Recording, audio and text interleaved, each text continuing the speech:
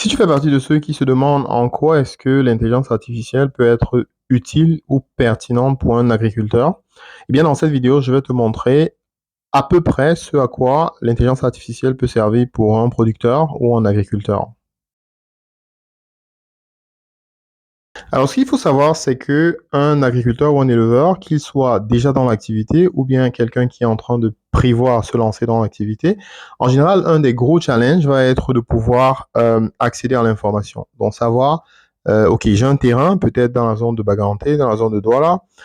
où est-ce que je peux, qu'est-ce que je peux produire en fait sur ce terrain? Donc, en général, ça va être le gros problème. Et donc, pour pouvoir faire ça, habituellement, c'est important d'avoir ce qu'on appelle une fiche technique. La fiche technique, c'est un peu comme le business plan, en fait, pour un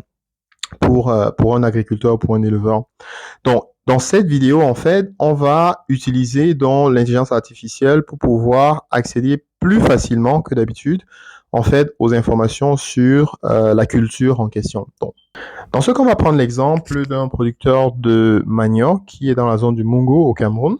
Et on va essayer de faire que l'intelligence artificielle crée une fiche technique qui est adaptée au manioc. Alors, il faut préciser que la fiche technique, c'est un document justement non seulement qui est important, mais qui est aussi cher. Pour la grande partie des petits producteurs, en général, c'est un challenge d'avoir accès à ce document, à la fois dans la qualité et à la fois aussi en termes de coût, parce que habituellement, il va coûter entre 10 000 et 15 000 francs.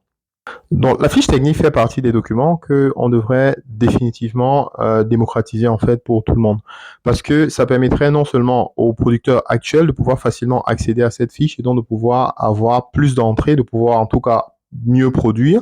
et de l'autre côté pour les personnes qui souhaitent se lancer dans l'agro-business ou bien en tout cas dans la production agro-pastorale, de facilement avoir accès à ces infos pour savoir à l'avance si leur projet ça vaut le coup en fait de se lancer avec leur terrain ou pas. Nous allons donc demander à l'intelligence artificielle de nous produire cette fiche technique-là en tenant compte du fait que le producteur se retrouve dans la zone du Mungo au niveau du Cameroun.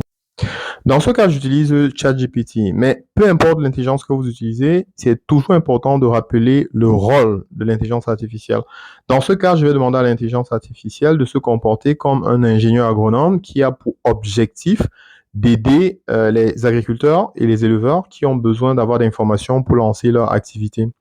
Il se spécialise justement dans la création des contenus, la création en tout cas des fiches techniques. Et donc, dans ce sens, ça permet, en définissant le rôle à la base, ça permet dans l'intelligence artificielle de pouvoir structurer, de pouvoir être beaucoup plus spécifique. Bon, vous voyez par exemple que je vais préciser à l'intelligence artificielle que non seulement c'est un agronome, mais c'est un agronome avec plusieurs années d'expérience. Donc, ça permet d'améliorer la qualité en fait des informations qui seront fournies.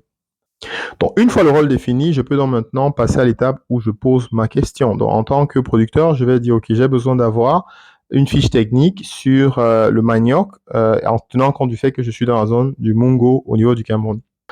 Tel que tu peux voir, en fait, l'intelligence artificielle va donc déployer tous les détails partant de la qualité du sol qu'il faut, la qualité du climat, en précisant les variétés de manioc en fait qui vont avec, en allant progressivement jusqu'à la production et même jusqu'à la post-production pour expliquer clairement à l'agriculteur ce qu'il doit prendre en compte. Dans la deuxième partie de la vidéo, je demande en fait à l'intelligence artificielle de me faire une estimation en fait du budget qui est nécessaire pour pouvoir réaliser 1 hectare de la production de manioc donc dans le Mungo. Ça fait que en fait l'intelligence artificielle va tenir compte du fait que la monnaie dans cette zone-là, c'est le franc CFA, et va aller rechercher des informations sur le net sur la base de sur les prix en fait, les prix des différents ingrédients, que ce soit les semences, ainsi de suite et tout, pour faire donc une estimation détaillée sur le budget qui pourra être nécessaire pour pouvoir réaliser cette production. La version longue de cette vidéo est disponible sur ma chaîne YouTube, donc en allant sur mon lien en bio, tu pourras accéder en fait à la version un peu plus détaillée qui te montre un peu plus dans le détail ce qui est disponible. Et je rappelle que malgré le fait que ChatGPT n'est pas encore disponible au Cameroun, avec Djangolo, vous avez la possibilité d'accéder à ChatGPT, mais en tout cas la version de Djangolo qui a beaucoup plus de données en fait que celle de ChatGPT, parce que en plus des informations qu'on a de ChatGPT, on a rajouté des informations qui sont liées à ce que nous avons déjà collecté comme information. Donc, si tu es intéressé et que tu souhaiterais tester ça, en fait, en live,